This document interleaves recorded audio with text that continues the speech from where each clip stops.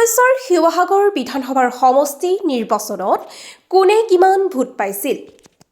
ৰাইজৰ দলৰ সভাপতি অখিল গগৈ ডাঙৰীয়াই লাভ কৰিছিল 57,219টা ভোট। বিজেপি দলৰ সুৰভি ৰাজকুঁৱৰীয়ে লাভ কৰিছিল 45,344টা ভোট। কংগ্ৰেছ দলৰ সৌভ্ৰমিত্ৰ গগৈয়ে লাভ কৰিছিল 19,329টা ভোট। NCP দলৰ অজিত হাজৰিকাই লাভ কৰিছিল 436টা ভোট। ৰূপা বৰা নিৰ্দলীয়ৰ 819টা ভোট।